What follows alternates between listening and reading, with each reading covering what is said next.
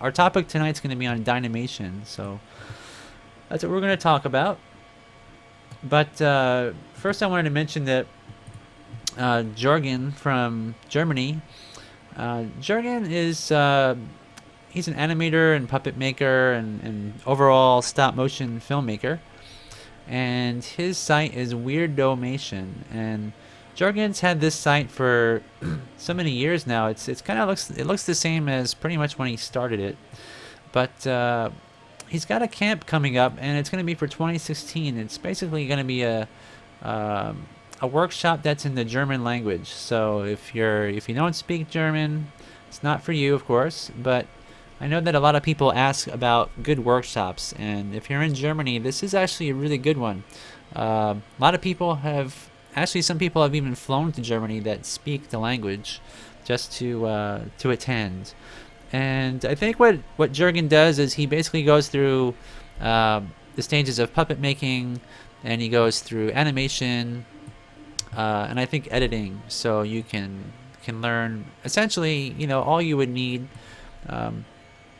So it says here, let me just read what it says. And he says, we're going to have another animation camp with 5 workshops, camping, barbecue, and lots of fun at our studio this summer. So he says the workshops are covering the following topics. So this time he's going to do mold making, silicone casting, resin casting, sculpting, armature puppet fabrication, and animation and lip sync. So these are all really good things to learn, but I believe if I click this link for more information, there's nothing really extra to read off for you guys. But it's all in, like I say, it's all in German. So if you do speak German, you could probably understand all this stuff. But so to find this site, what you want to do is search for Weirdomation Films, and it's at weirdomationfilms.com. So I know there are some people out there who are, living near Germany or in Germany that are, always looking for workshops and stuff. So here you can see also some shoes, silicone shoes most likely, and they're painted, and so you can get a good idea of of what's involved a little bit. And so yeah, and maybe I could actually first show a little bit about his work. So let me see. I don't know if he's got a gallery here. A reel. Let's watch a reel here. Okay. So here's his 2000. Let's watch his 2007 trailer so you can see. You know what? I guess I can't do it. Let's see what this one here does. Okay, let's watch this one. Let's watch it on Vimeo so I can make it large.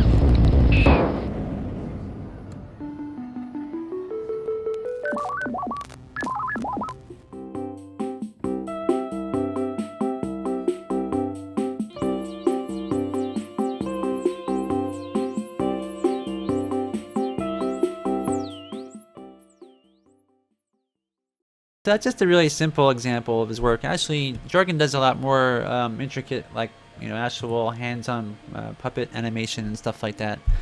This is like a down shooter rig of some sort that they used. But so anyway, so definitely you might want to check it out. He's got a contact link here as well, and he's got some phone numbers and an email, so you can contact him. All right. So now the next thing I want to talk about is the Lone Animator has updated his blog. And the Lone Animator is Daniel Svensson's website, and I believe he's in Norway. And this kind of ties into our Dynamation discussion because what he does is he sort of makes these characters that he will have live actors sort of interact with. He'll compose the shots so that the two are in one shot, just like Ray Harryhausen would have done, like for example in Jason and the Argonauts or any of his other films where you got skeletons or monsters, and they're fighting with humans. And so, but what he does is a more modern version of that, and also he deals with a lot of mythology and mythological creatures and so forth. But he's designed this one character which I thought was kind of awesome. You can see here his design for it. It's really simple. And let me see. It says here, though there are several creatures in the story, they all look alike. And I decided to build only the one puppet and animate it several times. So for this particular character, he only had to build one character. And it's for Nothing Is Forgotten. And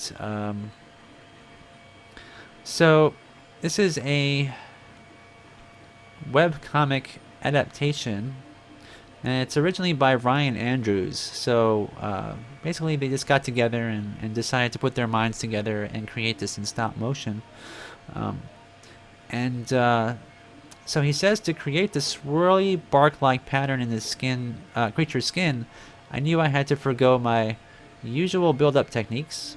Using latex would probably create a skin that wouldn't be soft enough, which meant I would use silicone instead. So if you guys have ever looked at his work in the past, and we've kind of covered it on the show, he will normally make like a plaster mold for his puppet skins, and he will put a thin layer of liquid latex in there and make a skin and apply it over foam that he's built up over his armature. So here you can see, for example, here's the foam. And he uses string as well, so this is like just plain old aluminum wire. And I believe he's using a epoxy putty, perhaps. Looks maybe like he's got some electrical tape or something over it as well. And string. And the string that wraps around the wire helps the wire to bend a little bit better. And not in such acute angles, so it's less likely to break. And it also gives the latex something to stick to. So his traditional way of doing this would have been to take these skins and essentially, glue them onto the foam that he applied underneath. So what he did is he used this silicone, and as it was curing, he would actually shape it with tools and actually sculpt it while it was curing, which you can do. A lot of brush-on latex products, you can essentially apply it like what he's doing here. He's got like a little trowel or a spatula type tool, and he applies it. And this particular silicone that he's using probably has like a 30-minute cure time or something around there, I'm guessing, which gives him enough time to actually use a sculpting tool like you see here. And you can see it's holding the detail, which is really cool. But the traditional way that he's always done it, like I say, is with latex skins, which it's a little bit easier to do. But his goal here was, I guess, to have something that could bend nicely, probably in the torso. And yeah, silicone. Blink is saying that silicone is so expensive, and it really is. It can be very expensive, but for about $30, you can get a sample size from Smooth On that's maybe 16 ounces or so. Good size for puppets and stuff. Ron is saying that Dragon Skin is actually pretty affordable, and he used to use Platsil Gel 10, which is much more expensive, but says there's not much difference. Now, Henry, yeah, if you want, I could, if you have something you want me to show, I could show that later on. Sure. And Henry's saying he's made a stop-motion puppet with wire, foam, and latex, but it has become too heavy for his rig. And do I have any tips? Well, sure. Well, for example, what Daniel's done with his puppet is he has essentially filled the entire bulk of the puppet with this foam. Now, if it's too heavy, if this is too heavy, something like this, I would question your armature. Like, is it strong enough? Is, for example, like in this puppet here, let me see what kind of wire, if I can tell if it really is aluminum. Now I can't really tell if it's aluminum.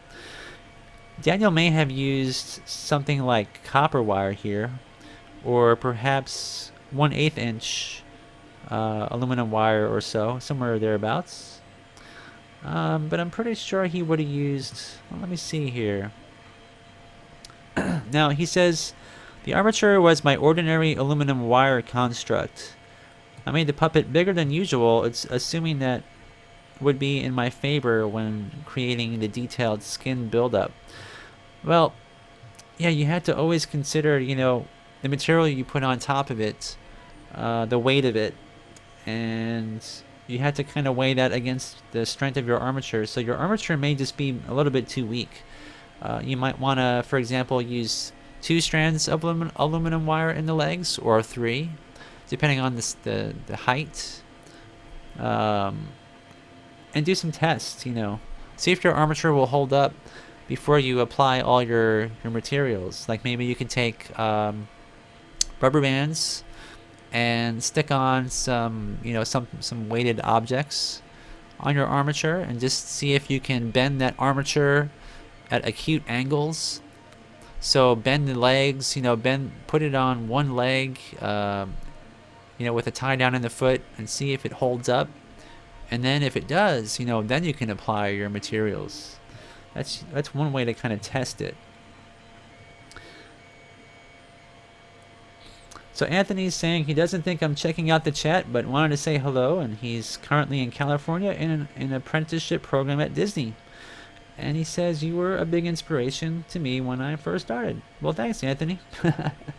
Thanks for that. That's nice of you to say. That's cool. So you're at Disney. That's awesome. So now you've made it big time. That's really great. Actually, I mean, it's hard to get into Disney. So if you're in there, make as many contacts as you can in there, for sure. That's great. So now Henry is saying, with regards to his puppet, he says, I think I may have added too much foam because I packed it really tightly and it was really thin foam strips. I should think about getting some thicker foam that is light and takes up more volume. Okay, Thomas, thanks for stopping by. So yeah, that's a big issue. I mean, Ray Harryhausen had to face those issues of making his puppet strong enough. Daniel Svensson here also would have had to maybe test his armature to make sure, adding all the silicone would hold up as well. But after a while, you kind of get to learn. You just get the feel for things and can kind of tell when an armature will hold up. This particular puppet, maybe Daniel wasn't gonna animate him with his body really off the center of gravity too far. So, he would probably just, if he's just gonna do a simple walk cycle, it's probably fine that his body's large and his legs are very small here. But if you're doing any sort of a really fat puppet, that's when you can run into a lot of problems. Especially if you're making a silicone character, and it's not like the foam silicone that Ron Cole is always using. If it's solid silicone, you need to figure out ways of filling in the body, with something lightweight, for example. So Ray Harryhausen, let's see if we can Let's see if we can talk about some Dynamation now, because if you guys don't know what Dynamation is, this is something, we have talked about it in the past. But the reason why I'd like to bring it up is because, Ray Harryhausen, when he created this technique with Willis O'Brien, see if this one's there's a better picture. The techniques that were used are still viable to use even to this day. Let's see if I can close this other one here. So this is just like a shot from Jason and the Argonauts. Henry, you're asking what kind of silicone was Daniel using for his puppets? I don't know. But it's most likely a brush-on brush-on silicone that you can make in a thin layer like that, and it will not sag too much. If you want to know, if you do use a silicone that is not a brush-on silicone, there's a material called Cabasil, and it's a powder that you can mix in with your silicone, and it thickens it up so that you have time to spread it around on things, and it doesn't just sort of flow off of the surface as easily. And I think I'm not really sure, but I think these brush-on silicones probably have a similar filler material in there that stops them from the problem of sagging. So Blank is saying Platsil Gel 00. It could be. And Ron says he used half a gallon of foam silicone today, and he can't say what he used it for yet. Probably another non-disclosure agreement. And Henry's saying, because I use liquid latex, but it is really thin latex, and I can't sculpt it on the foam because it would just soak into the foam. The one he was using looked more like a gel and easier to control. Yeah, it could be a Platsil, or Smooth On has a lot of brush-on silicones that they're all kind of in the same vein, like Ron was saying, certain silicones like that are mimicking dragon skin are very similar, and but if you're using like a liquid latex that is like so fluid like that, where it's got a lot of ammonia in it, and it's not thick, you really can't sculpt it. But you don't really want to sculpt the latex. What you want to do is you want to make a sculpture, like a skin. Like, let's say you have a character that has a lizard skin. You would sculpt a skin in clay, and then you would put plaster Paris or Ultracal 30 on top of that. You'd brush it on, and then when it hardens, you would take the latex and brush the latex in a thin layer into that mold. And then when it dries, you'd apply some baby powder or cornstarch, and then you peel it off the mold, and then you could use that skin. You could take more latex on the backside of that latex skin and stick it on your foam puppet, the body of it, that you've built up using the build-up technique that you saw before with Daniel. So I'm actually, let me show you a picture. Let me see if I can find it. I should be able to. It's probably in my Willis O'Brien folder here. Willis O'Brien, and let me find it. And Marcel Delgado, I think, was... Here's... Oh, that's not it. Marcel Delgado is the guy that came up with this technique, and it was used throughout, all of Ray Harryhausen's Dynamation films, and Willis O'Brien. Where is it? Oh, where are you? Is it here? I have so many pictures, and I just want to find the one, and I can't find it. Must be here. Darn, where are you? and I showed it before.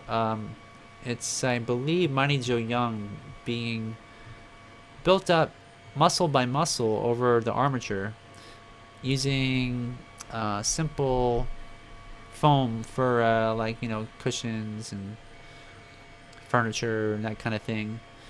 Why can't I find it? Oh, here it is. Mighty Joe Young. Okay. So, yeah, here it is. Here's the build-up technique. And so, if you're going to add a skin over your foam like this, you don't want to just pour it on there and wait for it to get hard and start sculpting the latex. Okay, that would be a big mess, really. So, now Ron is saying there's a thickener for platinum-based silicone called Plathix, Plathix. It's a liquid additive that you use very little of, but it does the job. They make it for tin-based silicone too, for molds. That's pretty good to know. Is that a Smooth-On product, Ron? On Smooth-On, their site? And Ron says you can do build-up silicone puppets with the thickener because when you thicken it, you can brush it over foam without it sinking in. You can even create textures. That's pretty good. Yeah, see, to me, I'd be afraid to do that. I'd be afraid to, because latex is so cheap. I go with the cheap option. It's the safe option, right? But so here it is, and so yeah, if you have foam built up over your character, over the armature like this, make sure you make, with latex at least, you would want to make sort of like a little texture off to the side on a mold, in a sculpture that you mold, and then you apply later on by sticking it on. But that's pretty much the traditional way. Now, let me see here. So Ray Harryhausen, Willis O'Brien would probably be a better folder of pictures to look at, actually. All right, so you guys might recognize this as a very popular style. Ray Harryhausen was inspired by illustrations by Willis O'Brien. Willis O'Brien and other artists who worked on the original King Kong film in the 1930s. This was sort of the style that was popular at the time, and dinosaurs were drawn this way. Like the T-Rex in Jurassic Park, you'll notice like they completely updated things so they looked more anatomically correct and so forth. But there was this sort of mysteriousness to traveling outside of your westernized country to some exotic land. Like there were a lot of places that were unexplored at the time in the 30s, a lot of islands and things. And so all these sort of mysteries that were out there, it was sort of like, pirates in the old, warships used to think that mermaids existed, and you can go on these adventures and find all kinds of bizarre things and creatures. And so Willis O'Brien, using his imagination, was able to envision tropical islands like Skull Island, having these, ancient dinosaurs and so forth. Kind of like, Steven Spielberg's Jurassic Park. Same kind of concept, right?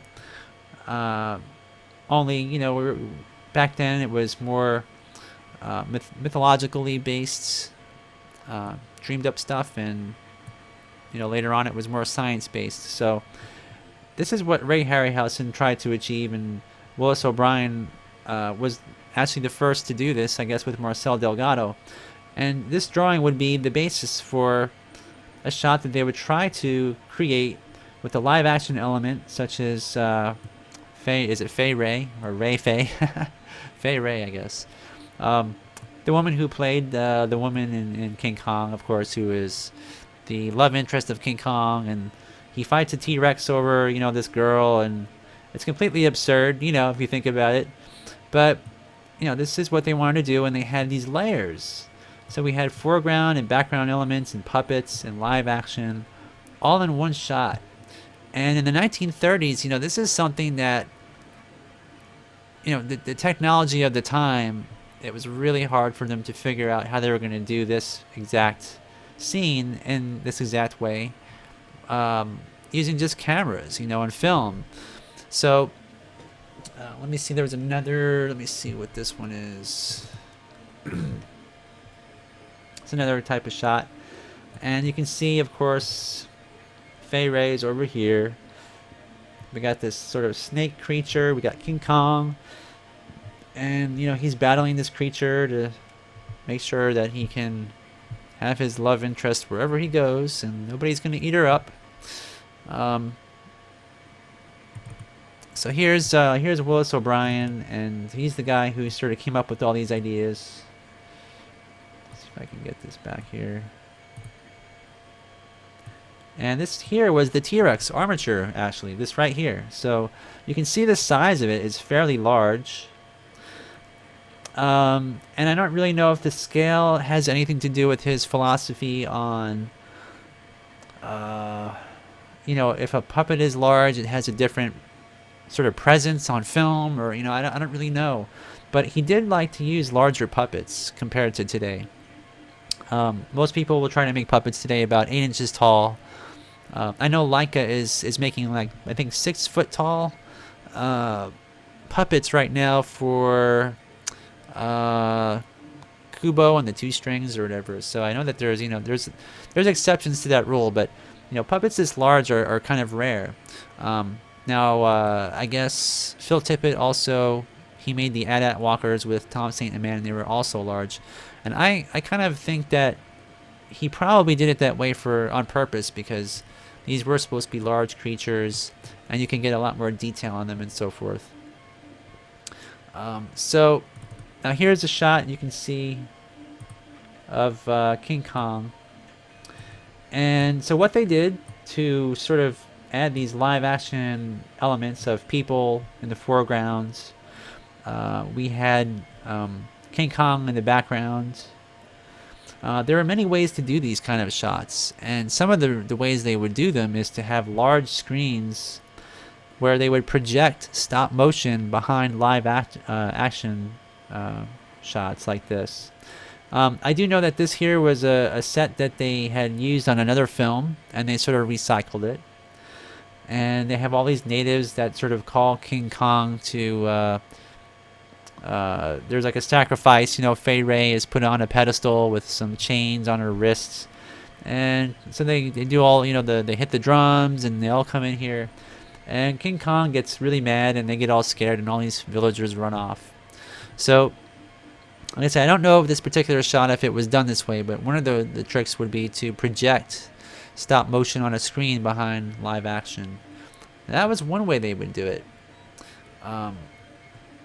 The other way they would do it is they would sometimes project. They would actually film the live action and then project the live action actors and actresses sort of into the stop motion scene 1 frame at a time. And every time they would move the puppet 1 frame, they would actually move the film forward 1 frame. And they would use like a 3M type of projection material for that. So these are technologies that aren't really used very much today, but they were used all the way up until The Nightmare Before Christmas, and I think that was like 1994 or so. So it's only until modern editing and compositing that these kinds of shots were, well, they went extinct. That's what Phil Tippett said. So here you can see a typical scene, and you notice that the background it looks like it's painted, and it very well could be a painting, or it could be a projection behind our animator here. And then we have midground and foreground elements as well in between the camera and the puppet. So it's very it's not really super complicated to do, but it requires a lot of forethought and really putting this all on paper and trying to figure out, where you're going to place your live action elements and how you're going to hide them as well. A lot of times, what they would do to hide, for example, the large screen in the back, what they would do is they would use glass in between the background and the midground here. And you can see that they've actually painted some trees on the glass itself. So the camera doesn't see the glass, but it does see what's painted on there.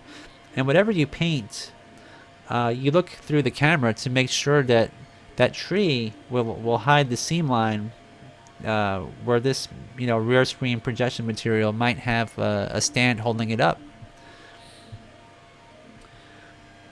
So Ron Cole says no technique should ever go extinct because there will always be good use for them all.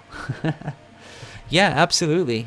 I mean, these are things that I think people are going to start forgetting how they were done, I mean, Peter Jackson, of course, tried to revive this. I think there was like a DVD extra where he tried to replicate a lot of these old shots using these techniques.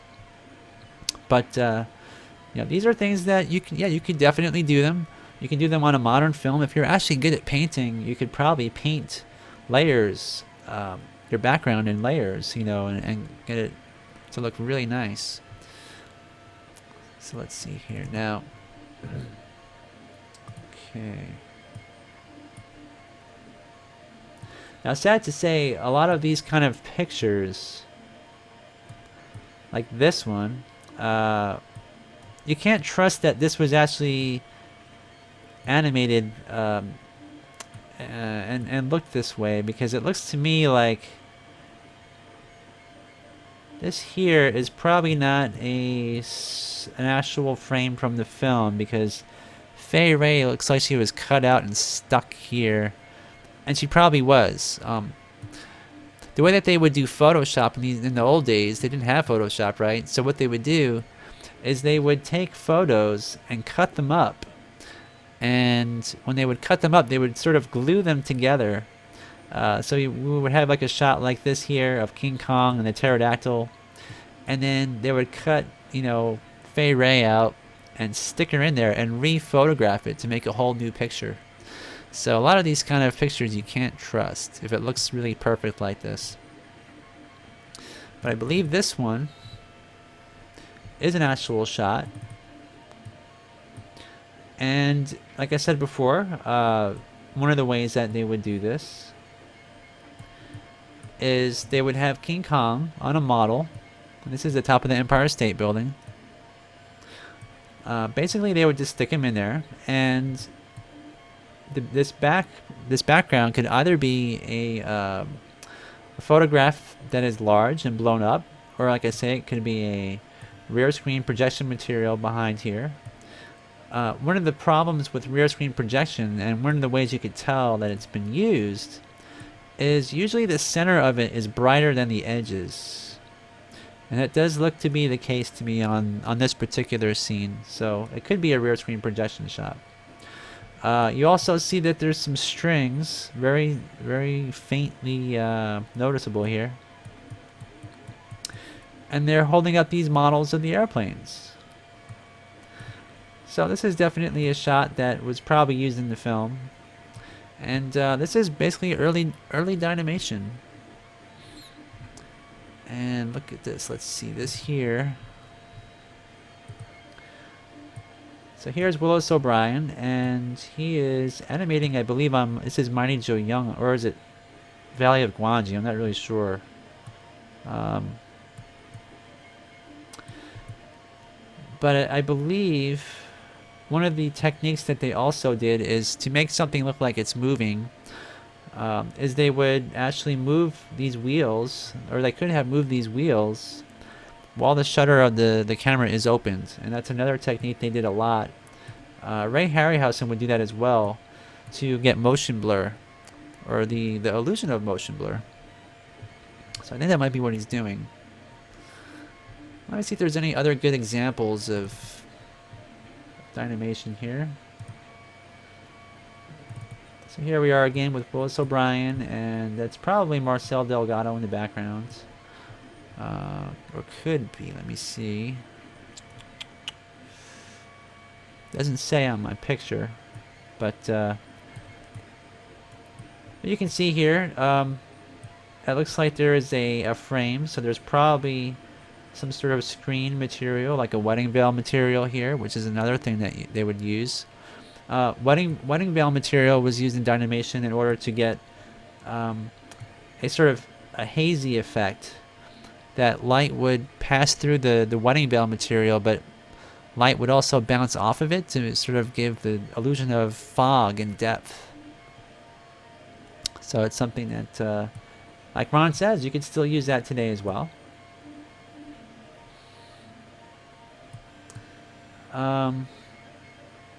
So yeah, green screen would be used to do a lot of these things nowadays. They wouldn't really be used as much. And let's see. I'm sure that in my Ray Harryhausen folder here, let me look.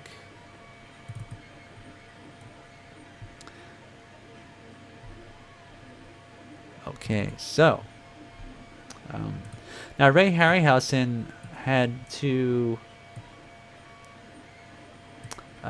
sort of reinvent a lot of these techniques, because as the technology advanced, you can see here's a color shot, and when color film was invented and started to be used more often in feature films, it presented a lot of problems trying to get the tone and the lighting to match the live action scenes, because while before you could use light that was had a incandescent sort of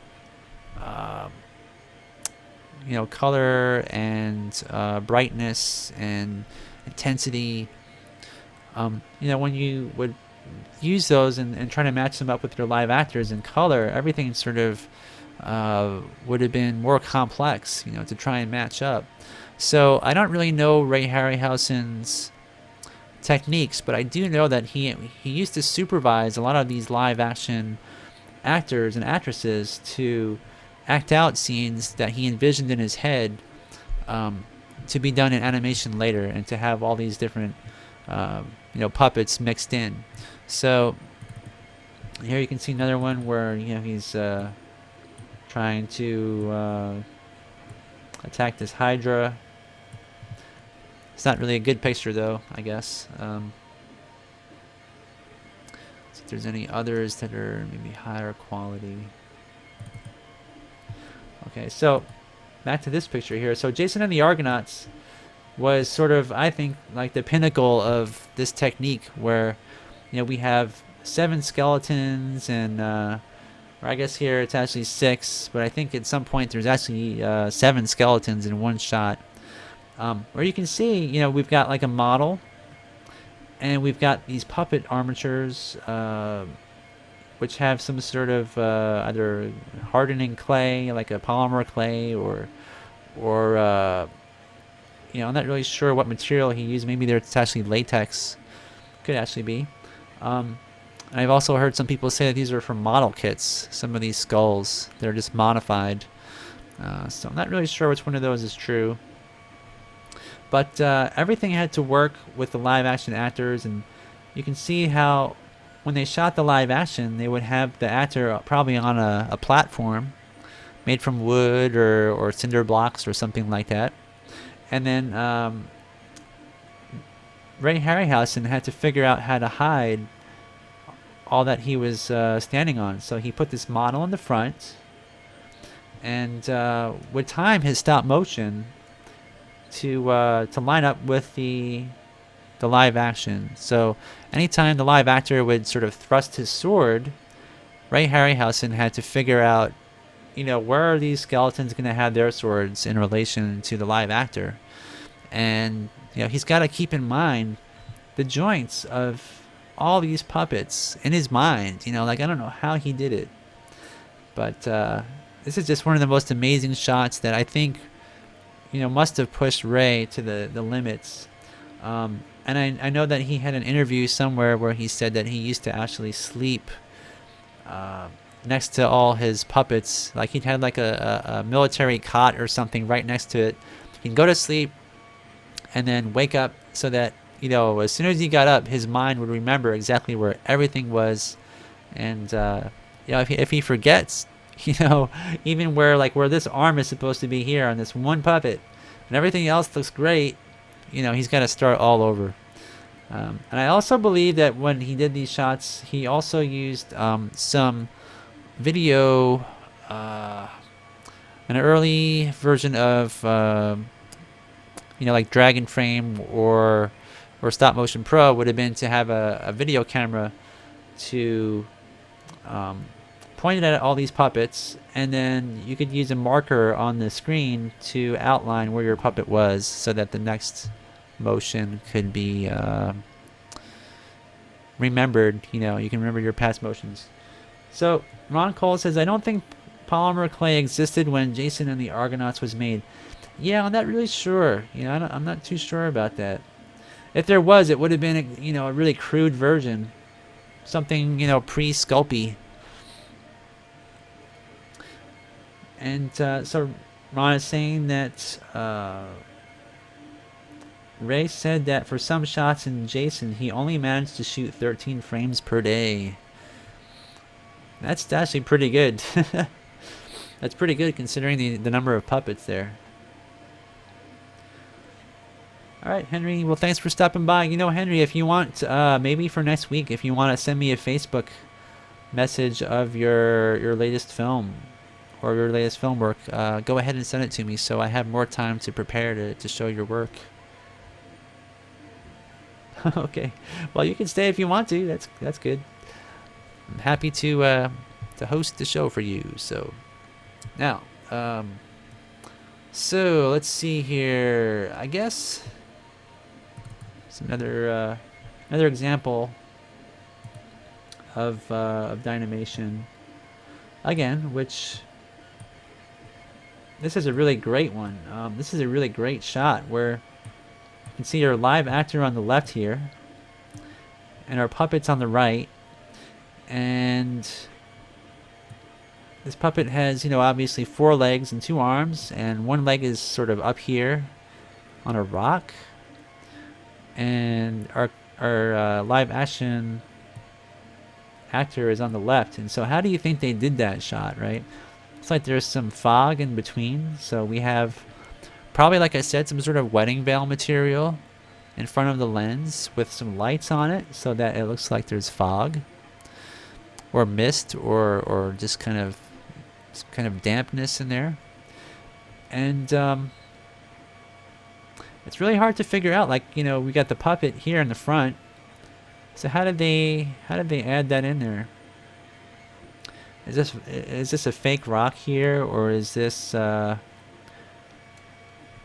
know, is it painted on glass in front of this to match some sort of a seam line here? Or, you know, there's just so many ways you could do it, but it's so hard to tell. That just shows how amazing, you know, how amazing these guys were. And here's another one.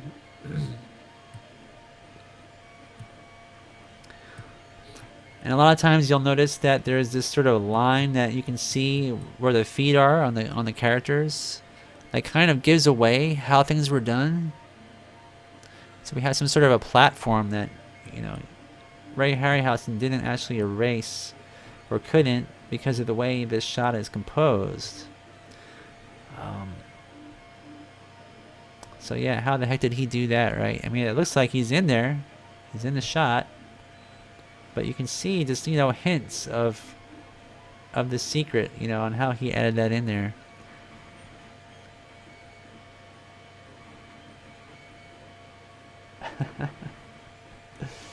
All right, so I don't know what else I could talk about with Dynamation. There's just like a lot I can go on for hours, but we got about 8 more minutes or so left to our show.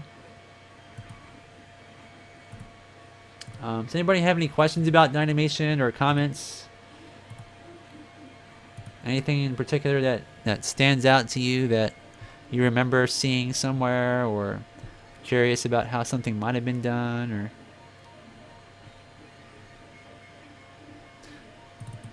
here's the beast. The beast.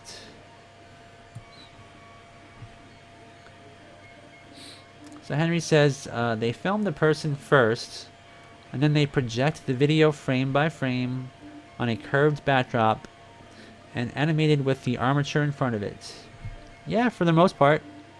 But it wouldn't be actually video, it would be film. So the projector would have like a little device that you can turn, and it will advance the frame one frame at a time, and you can hold that frame for as long as you need. So old school technology, not really like a video projector these days.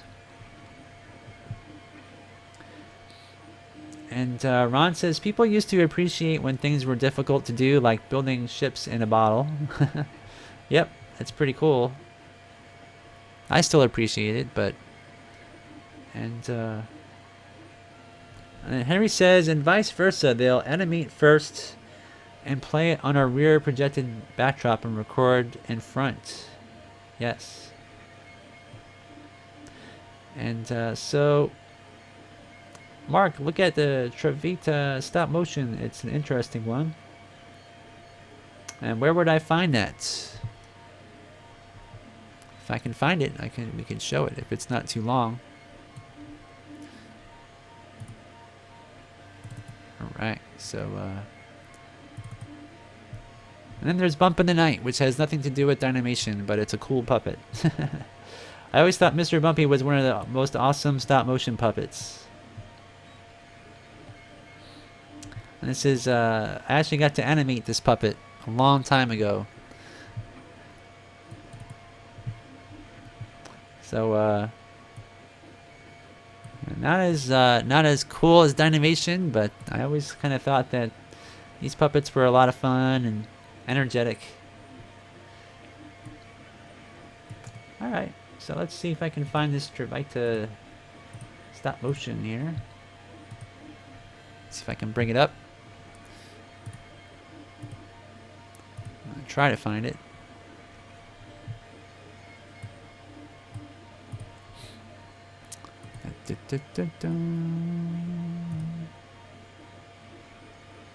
Alright. Pasting it in there now to search.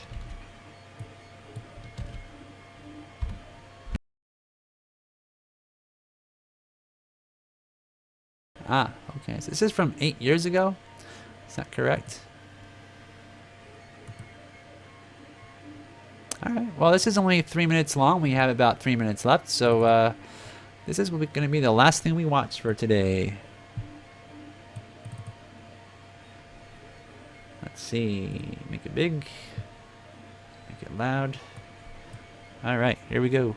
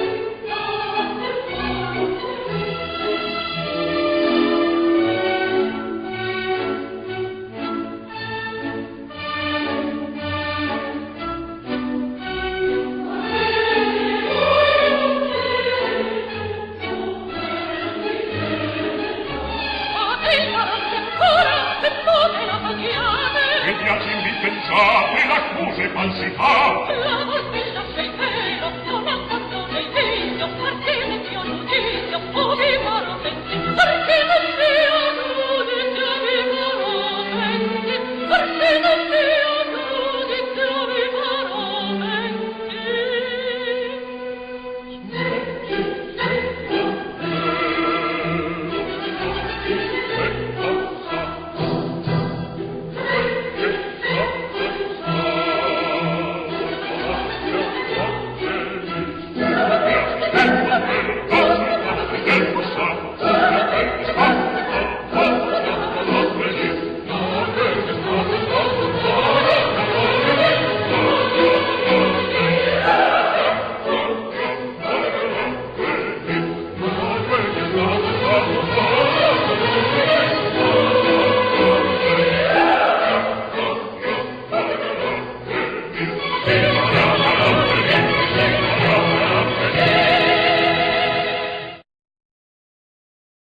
Awesome. That was a great film. Those replacement walk cycles are really actually pretty amazing. I wish it was a clearer video, but wow, that's great. Thanks. Yeah, a lot of work, definitely. All right. Well, anyway, guys, that does wrap up tonight's show. It's already been an hour, so make sure to stop by next week. I'm not really sure what the topic will be, but if you have anything you want me to show, please, if possible, send it to me before the show, so at least I can prepare. And all right, so see you guys all next week.